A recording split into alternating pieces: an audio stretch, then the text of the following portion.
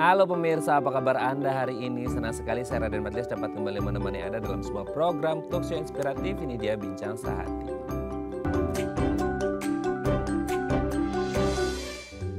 Ya pemirsa, pernah nggak sih Anda mendengar istilah dalam kesehatan terutama dalam makanan gitu ya? Misalnya kayak makanan atau minuman ini mengandung prebiotik, mengandung probiotik dan lain sebagainya. Istilahnya sih mirip-mirip ya, prebiotik dan probiotik seperti itu. Tapi sebenarnya apa sih arti dari prebiotik, arti dari probiotik, kegunaannya apa, fungsinya apa? Ini sebenarnya beda atau sama ya? Intinya kan kayaknya tetap membuat kita sehat gitu ya. Nah hari ini kita akan membahas ya apa perbedaan antara prebiotik dan juga probiotik dan manfaatnya untuk tubuh kita ini seperti apa. Yang biasanya ini ada di makanan atau di sesuatu yang kita konsumsi deh gitu ya, yang masuk ke dalam tubuh kita yang pastinya baik untuk kesehatan kita. Nah sebelum kita membahas apa bedanya antara prebiotik dan juga probiotik, kita akan membahas terlebih dahulu ya beberapa mitos atau fakta seputar makanan yang kayaknya udah sering banget kita dengar di sekitaran kita, nggak ngerti ini fakta beneran harus kita hindari atau kita patuhi, atau sebenarnya ini mitos belaka yang nggak usah dipercaya, ini mah cuman isapan jempol belaka. Oke, kita lihat yang pertama pemirsa ya.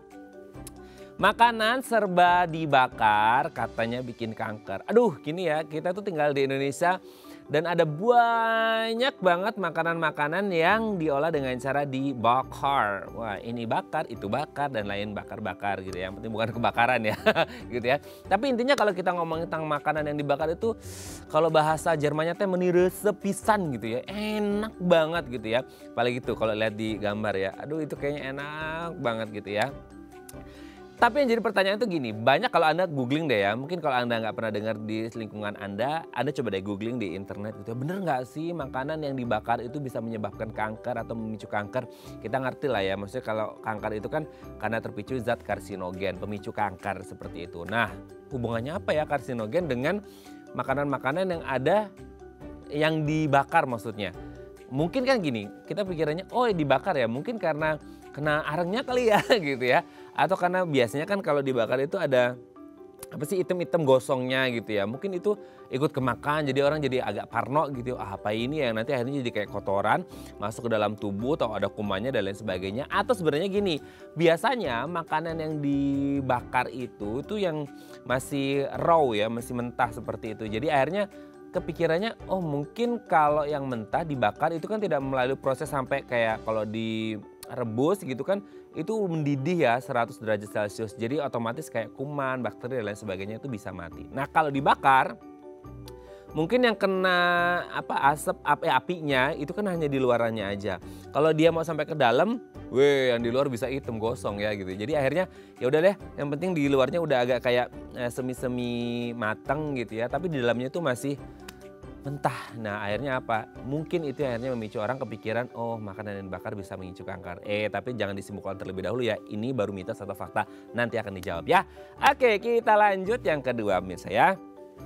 Stop konsumsi gula, stop pertumbuhan kanker. Nah ini ada banyak banget ya. Sebenarnya kalau kita ngomongin glukosa gitu ya, ini ya gimana ya. Di satu sisi kita ngomongin ini juga menjadi sumber energi. Tapi kalau kita lihat turunan dari glukosa juga salah satunya ada karbo gitu ya. Tapi kalau kita ngomongin hubungannya dengan kanker, ternyata ada yang bilang, kalau kamu ada riwayat kanker jangan makan banyak yang mengandung gula alias manis-manis. Karena ternyata sel kanker itu makanannya adalah gula. Waduh serem banget ya. Jadi the more you eat sugar gitu, maka semakin ganas itu kanker karena mereka mendapatkan lebih banyak asupan makanan bagi diri mereka sendiri. Nah apakah benar sebenarnya ketika orang punya riwayat kanker dan konsumsi gula ini justru akan membuat kondisinya semakin parah? Tapi kalau nggak konsumsi gula punya energi nggak ya? Lemes nggak ya? Nanti akan kita bahas ya. Oke kita lanjut yang ketiga pemirsa. Air kelapa sama manfaatnya dengan sport drinks. Nah sekarang itu mau tidak mau diakui bahwa yang lebih aware dengan kesehatan itu banyak. Thanks God-nya ya, berkat pandemi sebenarnya banyak orang yang lebih aware dengan kesehatan. Meskipun di satu sisi pandemi juga serem banget gitu ya.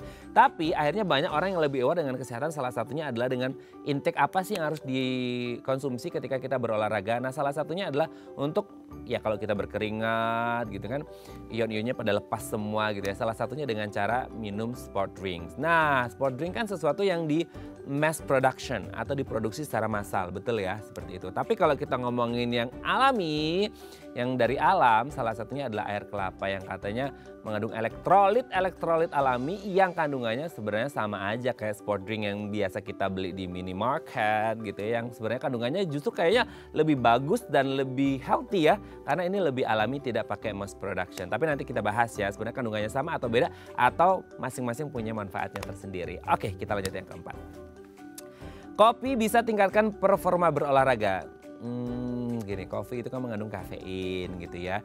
Yang di satu sisi, ya ini pro dan kontra lah kalau kita ngomongin kafein. Tapi kalau kita ngomongin tentang performa berolahraga, kadang-kala itu kita pakai sugesti, betul nggak sih? Kayak ada orang yang nggak suka minum kopi, tiba-tiba berolahraga minum kopi, kayaknya biasa-biasa aja, nggak ada efek gitu. Ada juga yang love drinking coffee dan ketika berolahraga kayaknya full staminanya gara-gara tuh kan I drink the coffee dan olahraganya itu jadi maksimal banget.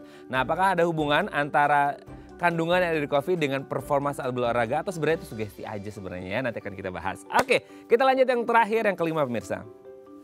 Susu katanya baik untuk kesehatan tulang. Aduh, ini tuh yang banyak banget ya di televisi, di mana, di media, di iklan, dimanapun. Ketika kita ngomongin kesehatan tulang, pasti satu yang paling utama adalah susu ya. Mengandung inilah, mengandung itulah supaya tidak osteoporosis lah, itulah dan sebagainya. Kepadatan tulang dan lain sebagainya. Nah, ini jadi satu edukasi yang akhirnya dimakan sama kita bahwasanya oh, kalau mau tulangnya kuat, tulangnya padat, ya harus minum susu karena mengandung kalsium dan lain sebagainya. Nah, apakah hanya bergantung dari susu atau sebenarnya, well, ada banyak banget sih sebenarnya opsi untuk membuat tulang kita jadi lebih kuat, tidak hanya berasal dari susu. Oke, itu tadi beberapa mitos atau fakta seputar makanan dan kami akan membahasnya saat lagi. Tetap bersama kami di Bincang Sehati.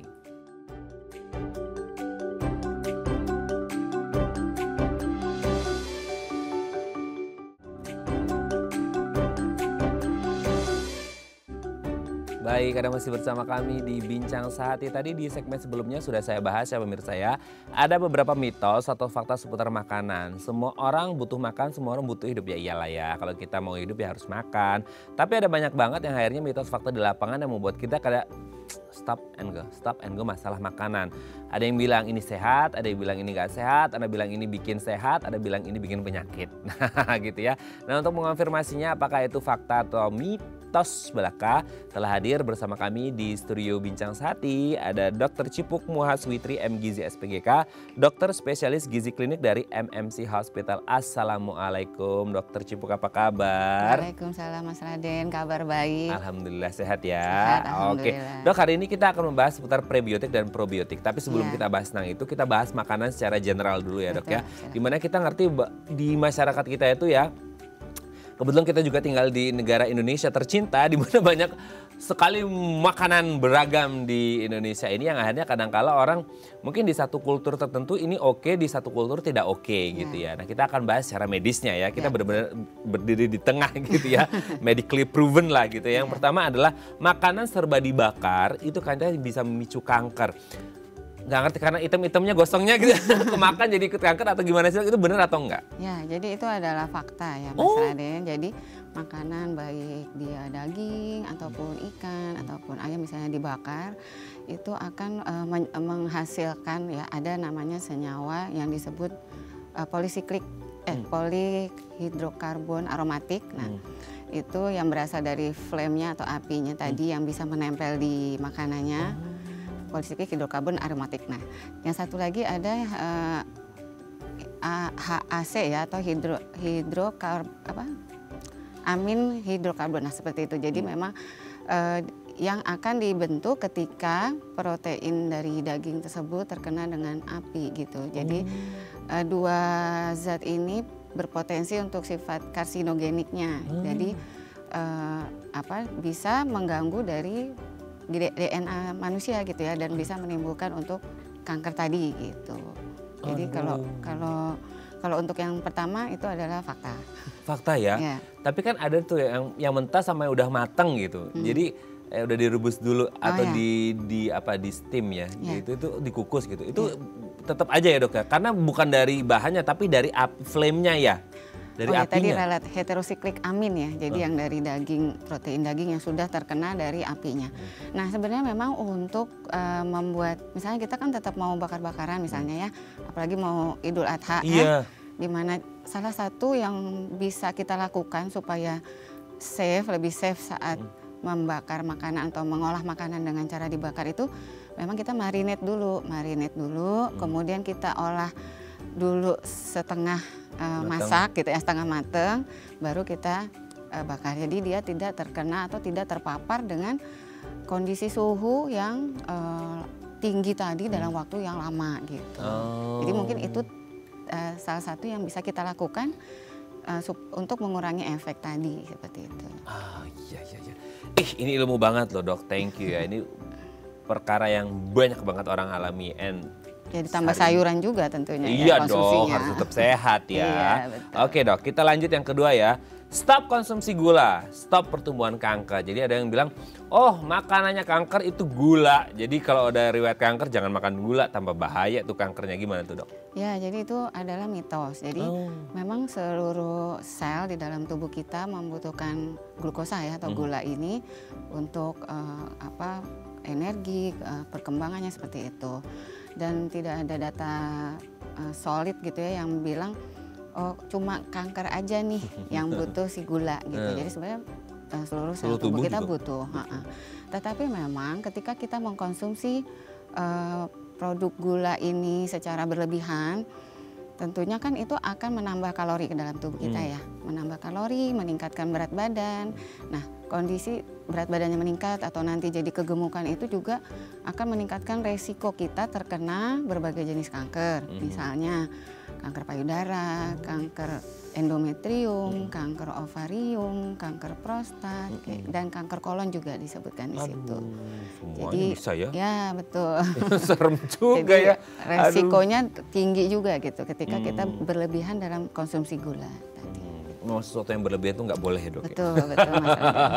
Tapi sekarang challenge-nya lebih dahsyat dok, karena sekarang minuman makanan banyak yang manis-manis dok. Iya, jadi memang kita harus hati-hati gitu ya. Betul ya. Biar bisa sehat badan karena tidak mengonsumsi gula, sehat dompet karena tidak beli gula. Aman ya. Jadi. Aman dua-duanya ya dok ya. Oke, kita lanjut yang ketiga. Air kelapa sama manfaatnya dengan sport drinks. Nah sekarang kan banyak ya orang yang konsumsi olahraga dan lain sebagainya. Sehat sih iya gitu, tapi kemudian ada yang pakai sport drinks. Ada yang juga kayak udah nggak perlu itu, air kelapa juga kayaknya cukup untuk memenuhi kebutuhan elektrolit yang kebon saat kita olahraga. Itu gimana dok? Ya, jadi kalau yang itu masuknya kalau menurut saya ya, itu kategorinya mitos. Jadi sebenarnya memang untuk air kelapa dan sport drink ini memiliki kandungan yang mirip. Karbohidratnya ada, kemudian juga elektrolitnya ada kaliumnya juga, ada natriumnya juga, dua-duanya. Tapi kandungan di air kelapa itu lebih tinggi untuk kaliumnya, lebih rendah natriumnya dibanding sport drink. Nah, jika kita melakukan olahraganya itu berkeringatnya banyak, kan yang keluar banyak itu adalah natrium. Jadi agak kurang pas gitu kalau kita konsumsi air kelapa. Tetapi banyaknya kalium di situ. Iya, yang di kelapa itu yang banyak kalium. Jadi kayak nggak nutup gitu nanti. Udah tekor keluar tapi kita mau replacing, mau ganti tapi ternyata nggak nutup gitu kan. Tapi ada juga penelitian yang bilang kalau olahraganya santai-santai gitu ya, jangka waktunya nggak lama, itu kalau saya nggak salah baca 1 jam gitu ya, itu pakai air kelapa pun sudah bisa gitu. Jadi memang balik lagi tergantung sama jenis olahraga, sama ketika kita melakukan olahraga itu kita di mana gitu ya. Betul. Kalau kondisi cuacanya panas, berkeringat banyak ya, sebaiknya memang lebih disarankan untuk yang sport drink tadi seperti itu. Jadi sebenarnya minuman ini masing-masing punya fungsinya, tergantung kondisinya. Kita olahraga berkeringat ini ya sport drink, tapi kalau ini ya mungkin air kelapa gitu ya dok ya. Jadi fungsinya akan maksimal ketika kondisinya pas gitu ya. Ketika jadi tepat penggunaannya gitu. Yes, oke, kita lanjut yang keempat. Kopi katanya bisa meningkatkan performa berolahraga. Nah ini antara beneran atau sugesti ya. Kadang-kadang kita kalau ngomongin kopi itu banyak tahu fungsinya biar melek gitu ya, biar bertenaga, olahraganya performanya oke. Nah gimana tuh dok? Ya kalau dari literatur dikatakan seperti itu. Jadi kopi itu dapat meningkatkan performa dari olahraga. Misalnya dia kayak merangsang pelepasan kalsium yang dibutuhkan juga untuk proses di dalam tubuh ketika dia berolahraga, kemudian juga menjaga simpanan glikogen di dalam ototnya kayak gitu. Jadi ketika dia melakukan aktivitas olahraga itu daya tahannya jadi lebih lama gitu ya, performanya bagus, terus juga dia bisa untuk yang sifatnya baik aerobik ataupun yang non aerobik kayak gitu. Tapi memang nanti terkait juga dari dosis ya, maksudnya konsumsi berapa banyaknya sama pemakaian waktu pemakaiannya seperti itu sih. Oke, jadi jumlahnya plus yang jadi catatan sekarang itu ini kopi, ini minuman kopi atau minuman gula gitu. Iya, jadi sama campurannya tadi. Ya. Karena kan judulnya sih kopi ya, tapi kandungannya kok 50% lebih gula gitu ya. Oke dok, kita lanjut yang terakhir ya. Nah ini juga nih, untuk kesehatan tulang yang paling dianjurkan adalah susu. Karena udah terlanjur nih kebanyak di iklan atau segala macam susu untuk tulang. Nah sebenarnya memang susu untuk tulang atau sebenarnya tidak hanya susu sih, sebenarnya yang lain juga bisa untuk tulang gitu dok. Iya, jadi memang kesehatan tulang kita itu untuk dari nutrisinya bisa dibantu atau dipenuhi juga dari kebutuhan kalsiumnya yang cukup. Nah kalsium itu sumber paling bagus dan tingginya itu ada di susu dan produk turunannya. Jadi nggak cuma susu ya, bisa di yogurt, bisa di keju seperti itu. Tapi untuk membantu ketika kalsium ini diserap itu juga kita butuh vitamin D misalnya. Jadi vitamin D ada di mana? Yang gratis, yang banyak bisa kita dapatkan dari matahari. Tapi dari paparan sinar matahari kan ada jamnya tuh, misalnya berjemur di pagi hari sekian menit, nah kayak gitu.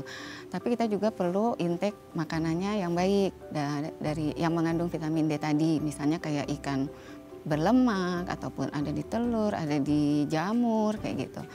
Nah jadi memang selain kalsium ada makanan lain yang bisa membantu untuk kesehatan tulang. Selain itu juga kita butuh kalium dari biasanya tingginya itu di sayur dan buah, itu juga bisa menunjang untuk kesehatan tulang kita. Gitu Oke ya, jadi ada banyak hal yang bisa kita lakukan untuk menjaga kesehatan tulang kita. Nah ini sebenarnya bukan hanya tulang, tapi kesehatan secara seluruh tubuh seperti itu ya. Betul. Oke, thank you dok, ini sudah terjawab. Next kita ngomongin tentang prebiotik dan probiotik di segmen selanjutnya ya. Baik. Oke pemirsa, kalau Anda punya pertanyaan seputar tema kita hari ini boleh ya tanya-tanya di 021 290 3244 atau DM Instagram kami di @daavamli. Kami akan kembali saat lagi.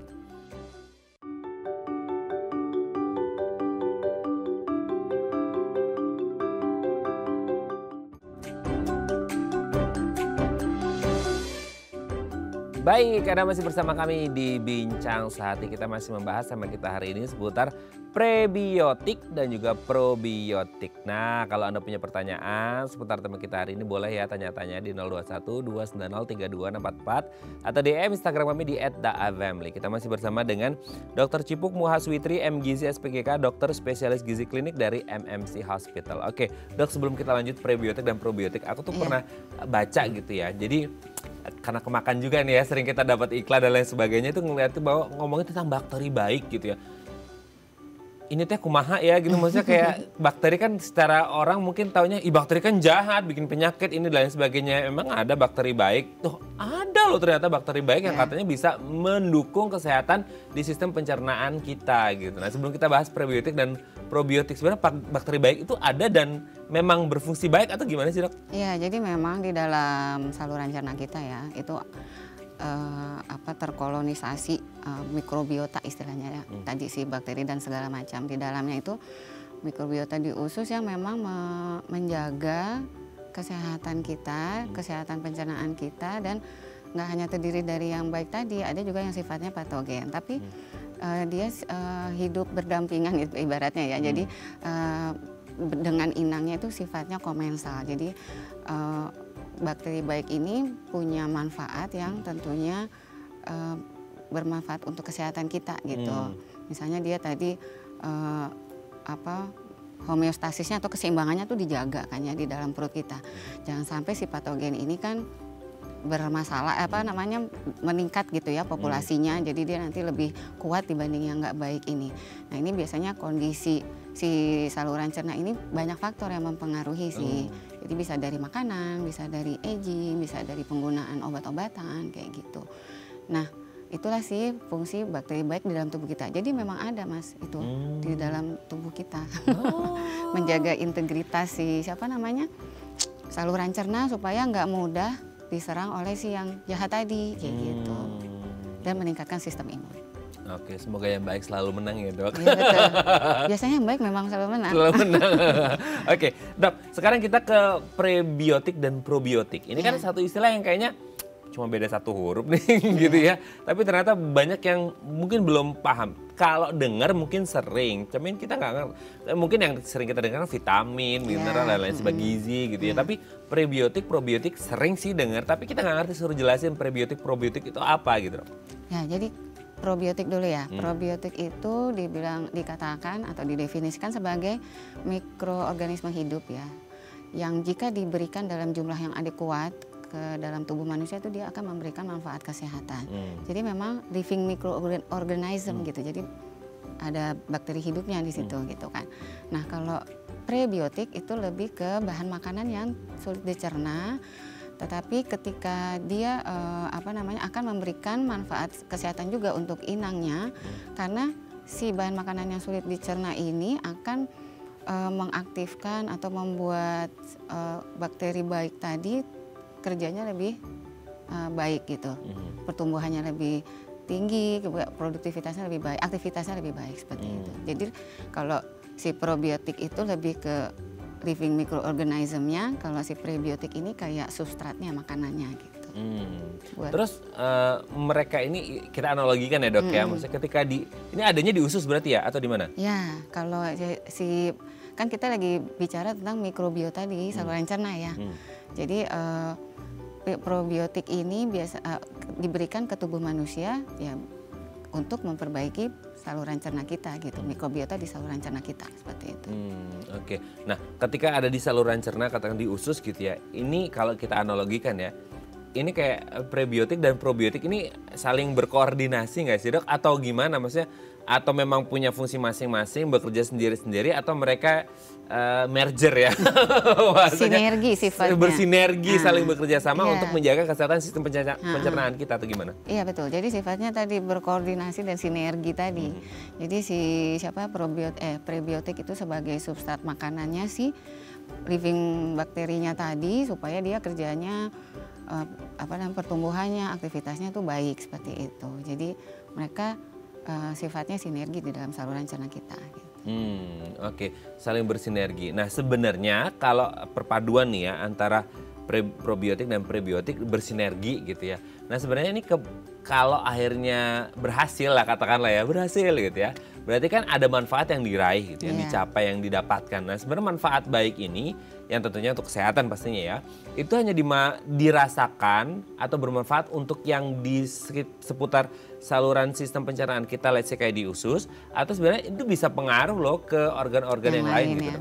Iya, jadi memang ada manfaat juga untuk ke organ yang lain, Mas Raden.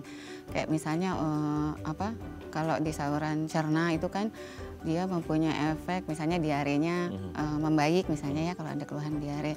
Tapi kalau konstipasi misalnya sulit BAB itu juga bisa ada perbaikan. Terus penyakit-penyakit terkait saluran cerna ya, misalnya kayak inflammatory bowel disease atau irritable bowel syndrome, seperti itu juga akan ada perbaikan.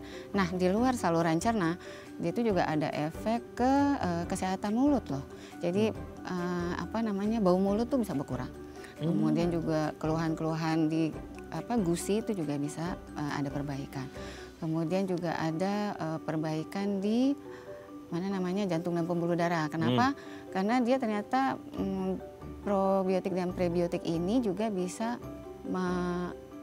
menurunkan ya kadar kolesterol, terus mengontrol kadar gula gitu. Jadi ke arah jantung dan stroke-nya juga bisa menurun gitu. Kemudian juga ke arah penyakit hati juga ada perbaikan. Kemudian juga ke arah yang perempuan nih ya, vagina dan saluran kemih itu juga punya efek. Oh, pengaruh juga? Pengaruh juga, ada efek kesehatan ke arah situ seperti itu. Jadi banyak memang. Banyak banget ya ternyata ya. Nah, sorry Dok, ini mungkin agak keluar dikit tapi pasti ada hubungannya. Jadi selama ini tuh kita selalu dikasih tahu bahwasanya karena ini hubungannya probiotik dan prebiotik yang bagus untuk kesehatan sistem pencernaan kita, ada yang bilang kayak 50% lebih atau setengah lebih dari sistem imun tubuh kita itu katanya dibentuk di sistem pencernaan. Betul nggak sih? Iya. Yang akhirnya berarti kalau probiotik dan prebiotik ini bisa dimaksimalkan di sistem pencernaan kita, so otomatis akan mempengaruhi imun dan akan mempengaruhi kesehatan seluruh tubuh dong? Iya, jadi memang keduanya memang punya fungsi atau punya manfaatnya ini untuk meningkatkan sistem imun. Nah, jadi dengan caranya masing-masing gitu ya, dengan mekanisme kerjanya masing-masing. Misalnya yang living bacteria tadi kan dia memperbaiki barrier dari ususnya. Jadi si zat-zat berbahaya atau patogen lah kalau bahasa cakep kedokterannya ya, patogen tuh yang mau nyoba masuk kan kita diam aja kan banyak yang mau nyoba masuk nih, nyerang kita. Nah, tapi itu dijaga gitu. Kemudian juga kalau dari si prebiotik itu dia juga bikin suasana kondisi mineralnya gampang diabsorpsi seperti itu. Jadi memang dua-duanya ini punya khasiat atau manfaat yang membantu untuk meningkatkan sistem imun dalam tubuh kita gitu. Oke, berarti memang manfaatnya banyak banget ya, terutama untuk imun tubuh gitu. Tapi boleh nggak sih dok dijelasin in details lah, dalam artian konkretnya kita kan probiotik nggak kelihatan dok, probiotiknya yang kayak mana gitu. Jadi maksudnya asalnya tuh dari mana aja kita bisa dapatkan probiotik itu, asalnya dari mana aja kita bisa mendapatkan probiotik supaya sistem pencernaan kita itu sehat gitu. Kan kita sebagai orang awam, udah dok makanannya apa deh gitu, dari mana asalnya itu biar kita bisa dapat gitu. Yang pusing belakangan gitu ya. Nanti kalau sakit juga ke dokter gitu ya. Jadi memang ada ya, kalau sekarang kan dia bisa dari bahan makanan sumber, ada juga yang sudah dalam bentuk suplemen ya. Jadi ada tabletan, saset, bubuk kayak gitu ya, atau cair, nah seperti itu. Nah kalau dari bahan makanan sumber untuk yang probiotik biasanya memang kita bisa dapatkan dari yogurt, jadi fermented milk, jadi susu yang difermentasi. Atau dari misalnya itu bisa dari tahu, bisa dari tempe, bisa dari miso. Kalau agak Korea-Korea dikit dari kimchi, nah kayak gitu itu sumber-sumber untuk probiotik. Nah kalau prebiotik biasanya memang dari kelompokan karbohidrat ya. Ada dari misalnya yang tergolong, kan dia terbagi beberapa gitu ya. Yang paling ngetopnya aja lah ya, fruktan gitu ya. Panjang soalnya banyak, kita nggak kelar-kelar kita. Fruktan atau itu mengandung inulin dan fruktooligosakarida. Biasanya kalau di susu tuh ada FOS and GOS, nah kayak gitu kan. Nah itu tuh sumber prebiotik. Biasanya kalau yang FOS itu yang fruktooligosakarida itu biasanya ada di kayak di bawang bombay, bawang putih, kemudian ada juga di banana, pisang gitu ya, terus asparagus, nah kayak gitu. Nah kalau yang sifatnya yang GOS tadi ya, itu ada di kayak di sayuran sama polong-polongan, nah gitu. Jadi memang bahan makanan sumber untuk sumber probiotik dan juga prebiotik. Nah kalau suplementasi kan banyak ya, ada yang sifatnya tabletan tadi, sasetan, powder dan segala macam seperti itu. Oke. Yang jadi pertanyaan kemudian itu sumber-sumbernya. Berapa banyak kita harus konsumsi sehari supaya untuk memenuhi itu? Maksudnya perlu suplementasi kah atau dari real foodnya aja udah cukup? Nanti akan kita bahas ya dok ya. Mungkin dari sisi umur ada riwayat penyakit tertentu, kondisi-kondisi yang lain yang akhirnya pasti akan berbeda kan dok, dosisnya setiap orang pasti akan berbeda. Nanti kita bahas di segmen selanjutnya ya. Oke pemirsa, kalau Anda masih punya pertanyaan boleh ya tanya-tanya di 021 290 3244 atau DM Instagram kami di @dafamily. Kami akan kembali saat lagi.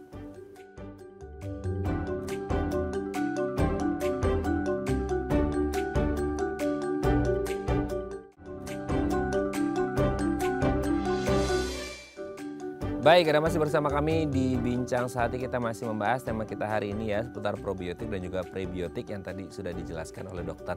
Nah, kalau Anda masih bertanya-tanya, ingin konsultasi boleh ya di 021 290 3244 atau DM Instagram kami di @dafamily. Kita masih bersama dengan Dr. Cipuk Muhaswitri MGizi SPGK, dokter spesialis gizi klinik dari MMC Hospital. Oke dok, kita lanjut lagi. Tadi sempat keputus masalah takaran. Nah tadi kan udah disebutin, dari ini, dari itu, dari real foodnya, dari sayuran dan lain sebagainya, ada suplementasi juga gitu. Nah kan beda-beda ya maksudnya umur, terus jenis kelamin, dari sisi atau riwayat kesehatan orang itu pasti akan berbeda-beda. Tidak mungkin ada yang sama, bahkan kembar identik pun pasti kesehatannya pasti beda gitu ya. Nah untuk takarannya supaya pas ini seperti apa dok? Nah jadi kalau yang sifatnya sudah tertakar ya, misalnya kayak suplemen gitu, itu memang kalau saya sih lebih menyarankan sesuai rekomendasi dari dokternya ya. Di beberapa literatur dikatakan memang bervariasi, bisa satu apa tuh, kita mainnya di CFU ya, colonic forming unit. Nah, itu nanti bisa bervariasi antara 1 sampai 1 juta, ada yang menyebutkan 10 pangkat 8 sampai 10 pangkat 14. Nah, itu kita lihat dari komposisi si suplemen yang tentunya mencantumkan, karena belum tentu juga dia mencantumkan untuk CFU-nya, colonic forming unit-nya. Nah, kalau dari makanan gimana? Tentunya kita mengkonsumsinya secara seimbang tadi, jadi makan bergizi seimbang, tetap ikut pedoman gizi seimbang. Misalnya kita mau makan tahu tempe gitu, nggak mungkin juga kita makan banyak gitu ya, tetap dengan porsinya gitu kan. Terus intinya sih kalau dari bahan makanan lebih disesuaikan dengan kondisi atau kebutuhannya orang tersebut gitu. Nah, terus kalau misalnya sudah dalam sajian ya kita perhatikan, misalnya kalau yang dalam minuman atau apa itu kita perhatikan juga kandungan yang lain selain dari probiotiknya. Makanya tetap kita nggak bisa konsumsi banyak-banyak. Khawatir nanti juga kan apa gulanya jadi tinggi atau kalorinya jadi banyak, seperti itu. Disarankan sekitar 1 sampai 2 sajian gitu ya per hari. Nah, untuk itu tadi yang probiotik ya. Kalau yang prebiotik balik lagi, kalau dari bahan makanan biasanya kan karena si prebiotik ini adalah mostly sumber karbohidrat ya, dari karbohidrat, kelompok karbohidrat, maka kita konsumsinya juga disesuaikan dengan kebutuhan untuk karbohidrat orang tersebut gitu. Nah, misalnya kita harus suplementasi dengan prebiotik, itu biasanya mengikuti kebutuhan serat kita. Jadi kalau orang dewasa ya, kebutuhan seratnya itu sekitar 25 sampai 30 gram per hari gitu ya. Sebenarnya kalau kita makannya cukup sayur, cukup serat, karbohidratnya udah kompleks, itu kita udah cukup lah untuk kebutuhan serat kita. Tapi kalau bolong-bolong kurang, nah mungkin butuh untuk suplementasi.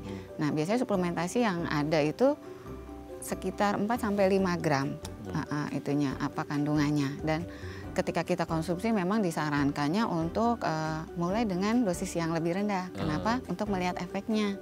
Apakah nanti ada reaksi gitu ya terhadap konsumsi yang suplemen tadi gitu. Apakah dari reaksi bloating atau gas yang tentunya jika itu muncul dosisnya harus dikurangi. Tapi sebaiknya memang harus tetap berkonsultasi dulu dengan dokternya seperti karena itu. Setiap orang itu pasti beda, pola dietnya customize ya, beda gitu ya. Tidak bisa sama rata gitu. Betul. Nah, tapi kalau sebenarnya bisa kejawab ya, tapi tetap saya tanyakan nih.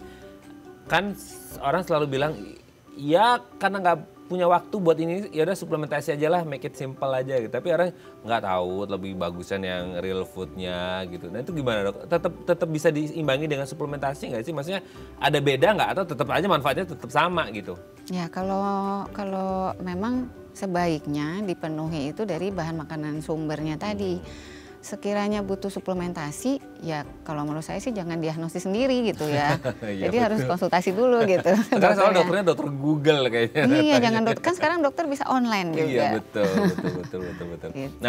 Nah ini juga kalau kita ngomongin range usia, berarti semua range usia perlu ya. Apalagi karena kita gini, ngomongin katakanlah kayak anak-anak dok ya. Maksudnya mereka masih tumbuh kembang, maksudnya prosesnya itu masih panjang sekali dan ada masalah yang juga nggak usah ngomong ini deh probiotik makan aja yang sebenarnya harus utama gitu ya. Kayaknya nggak pernah ada laparnya tuh anak-anak kalau nggak disuruh makan nggak makan gitu. Apalagi yang picky eaters. Aduh itu pokoknya susah banget deh gitu kan. Nah itu gimana? Maksudnya harus mengimbangi probiotik sementara emaknya aja mau ngasih makan susahnya minta ampun dok. Gimana tuh? Ya kalau untuk anak-anak memang kan sebenarnya jadi untuk mikrobiota usus ini kan memang terbentuk dari kecil ya, dari bayi, kemudian dia makin mikrobiota anak dan orang dewasa tentu berbeda juga ya. Jadi dia akan lebih ada perubahan nanti ketika dia sudah masuk ke fase makan yang padat.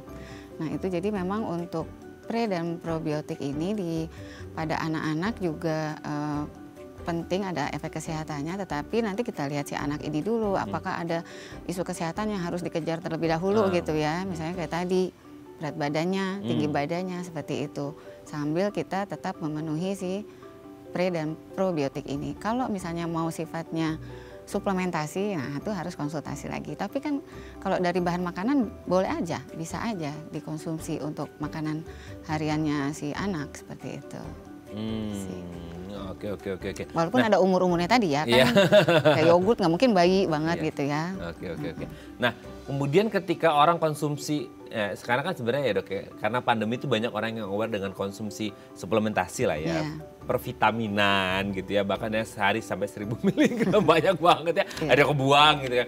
Nah kalau akhirnya kayak kita konsumsi, let's say kayak suplementasi kayak atau segala macam, terus kita gabungin dengan entah itu konsumsi vitamin atau mungkin makanan-makanan yang lain, kan kadang-kadang orang tuh kayak takut ya dok, kayak kalau makan ini ketemu makanan ini jangan nanti bikin keracunan loh, begini segala macam. Nah kalau untuk prebiotik dan probiotik ini aman nggak dikonsumsi ketika harus berdampingan bersamaan gitu dikonsumsinya? Dengan vitamin maksudnya? Dengan vitamin ataupun dengan makanan-makanan yang lain. Jadi memang ada istilah drug and food interaction gitu ya. Nah, tetapi kalau untuk probiotik dan prebiotik ini relatif lebih aman ya untuk sesama makanan. Tetapi kalau untuk probiotik, kalau yang pernah saya baca tidak dianjurkan bersamaan dengan antibiotik konsumsinya. Nah, kalau probiotik bisa dikonsumsi akan lebih baik jika bersama dengan makanan yang tinggi serat kayak gitu. Gitu sih kalau untuk isunya sih probiotik. Tapi kalau prebiotik sih saya belum baca secara utuh, jadi akan lebih baik bersama apa gitu ya. Iya, oke. Nah kalau untuk waktunya dok, kan banyak yang bilang paling bagus itu kalau olahraga itu waktunya pagi. Kalau ini, nah kalau untuk minumnya sendiri ini any time atau sebenarnya ada waktu-waktu yang pas gitu? Sebenarnya nggak ada waktu baku ya untuk konsumsi si probiotik ini atau prebiotik ini ya. Nggak ada waktu yang harus gitu ini, dan dia juga bisa dikonsumsi before atau after makan, jadi sebelum atau sesudah makan juga nggak masalah. Cuma memang ada yang saya pernah baca, jadi kayak anjuran ya, bukan suatu rekomendasi gitu ya. Jadi bisa aja dikonsumsi sebelum makan, jadi kesannya kayak dia udah siap ketika ada makanan masuk gitu ya, untuk membantu bekerja. Ya dia udah siap duluan gitu ya. Walaupun secara aturannya tidak ada yang baku untuk best time-nya untuk minum si probiotik ini. Oke. Jadi yang penting minum lah ya biar sehat ya gitu ya, daripada nggak ada minum sama sekali. Oke dok, sebelum lanjut ini ada DM Instagram aku bacain ya, ini dari Pak Toto ya. Oke dok, saya mau tanya nih, apakah meminum minuman probiotik 1-2 botol setiap hari? 1-2 botolnya berapa banyak ya, berapa mili nih ya, nggak dijelasin. 1-2 botol setiap hari aman untuk orang yang punya penyakit GERD? Oh, emang probiotik itu asam ya dok? Nanti dijawabnya ya. Apakah bisa menyembuhkan atau malah memperparah dok? Kalau nggak bisa, apa rekomendasinya untuk orang dengan penyakit GERD? Terima kasih Pak Toto. Ada GERD nih. Ya, jadi memang untuk penderita GERD, terima kasih pertanyaannya Pak Toto. Jadi untuk penderita GERD memang kita harus mengenali ya makanan yang bisa mencetuskan timbulnya atau keluhannya itu muncul gitu. Secara umum kan GERD itu pemicu makanannya misalnya tinggi lemak, porsi besar, terlalu asam, terlalu pedas, seperti itu. Nah untuk konsumsi tadi, minuman cairan tadi ya perlu ini istilahnya inisiasi dulu ya, dikenali dulu. Kalau sekiranya memang menimbulkan keluhan ya jangan dilanjutkan gitu, karena ya tadi sifatnya memang rasanya kan asam, jadi dia kan fermented ya, itu mengubah rasa juga. Nah biasanya rasa yang asam itu akan menjadi lebih nggak terlalu asam ketika ada penambahan flavor gitu ya, penambahan rasa, penambahan gula gitu. Jadi tetap aja base-nya asam gitu ya. Kalau emang nggak kuat ya jangan dikonsumsi. Nah kalau mau mendapatkan khasiat probiotik ya dari makanan yang lain, atau jika memang bisa konsultasi dengan dokternya itu untuk suplementasi gitu. Tapi dengan penambahan flavor itu bisa tetap aja sih kan base-nya tetap asam. Tapi tetap bisa, maksudnya di mulut itu tuh nggak kerasa gitu asamnya, tapi di perut pasti akan terasa. Bisa aja, jadi nanti tergantung dari itu tadi. Biasanya kalau orang dengan gangguan saluran cerna, udah punya gangguan saluran cerna, entah dia GERD atau apa itu, tetap bisa ya dia? Nah, dia biasanya ada beberapa orang yang nggak kuat juga gitu. Oh, tetap bisa mengenali gitu kali di dalamnya. Memicu keluhan gitu. Jadi keluarlah apalah nggak enak perutnya, bloating atau apa. Dan lain sebagainya ya. meskipun di mulut terasa enak gitu ya, tapi tetap aja di perut tetap aja itu akan kedetek ya bahwa ini ada asam nih gitu tetap ya. asam juga sih kalau di mulut Ada juga. tetap ya, meskipun dia ke distract sama flavor-flavor yang lain tetap aja ada ya ada aftertaste-nya pasti kelihatan ya, kerasa gitu ya. Oke, semoga ini bisa menjawab pertanyaannya Pak Toto. Pokoknya konsultasi ya dok ya supaya tidak inginnya kan pengen sehat, tapi akhirnya karena ada riwayat GERD jadi harus konsultasi terlebih dahulu. Bahan makanan sumber aja dulu kalau mau sumber itu yang lebih utama. aman gitu ya. Dan harus tahu juga 1-2 botol tadi 1-2 botol berapa liter, nggak ngerti ya, harus dijelaskan. Oke, terima kasih Pak Toto ya. Oke dok, nanti kita lanjut lagi ya. Oke pemirsa, kalau Anda masih punya pertanyaan boleh ya tanya-tanya di 021 290 3244 atau DM Instagram kami di @daifamily. Kami akan mulai saat lagi.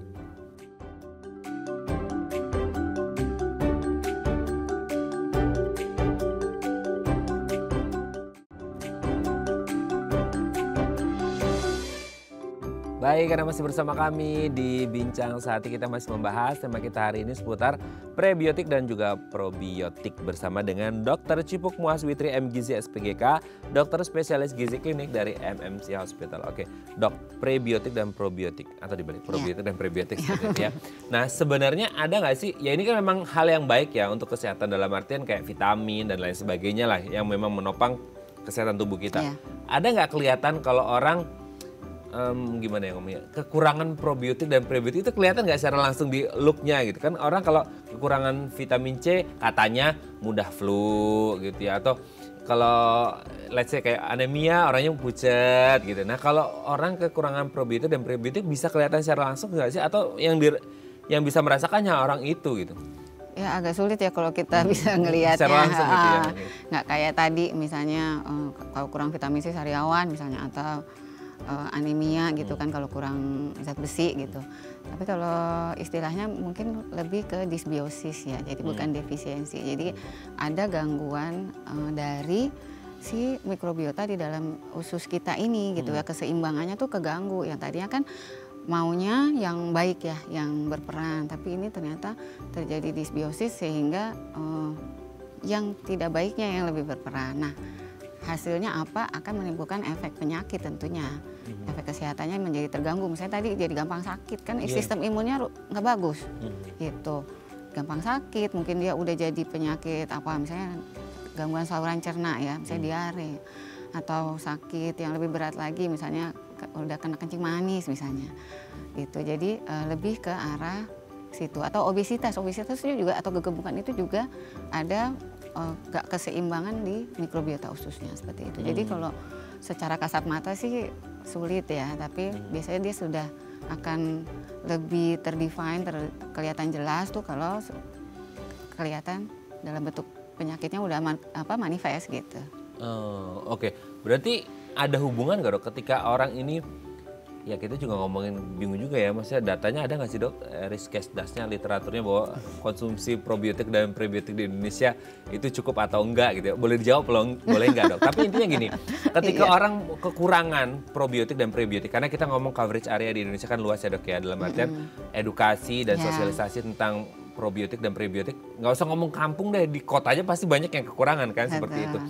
Apa sih the worst skenario-nya, skenario terburuk dari orang yang kekurangan probiotik dan prebiotik? Akankah akhirnya menimbulkan satu kondisi yang buruk kah, atau menuju ke penyakit-penyakit ya entah itu metabolik, sistematik dan lain sebagainya, apalagi untuk mereka-mereka yang sudah berumur gitu ya, proses degeneratif yang akhirnya plus kekurangan probiotik prebiotik juga bisa berdampak dok? Ya, jadi memang kalau saya tadi nggak dapat tuh yang Riskesdas, saya belum pernah baca sih. Nanti mungkin habis ini baca-baca. Tapi nggak apa-apa, maksudnya intinya secara umum kalau kekurangan gitu. Ya, jadi kan memang kalau untuk apa ya, kalau untuk misalnya kayak tadi prebiotik itu kan sumber makanannya kan banyak dari sayur, dari buah, nah gitu ya. Nah kalau Riskesdasnya ini ngomong, nah Riskesdas kan tadi ya mintanya ya.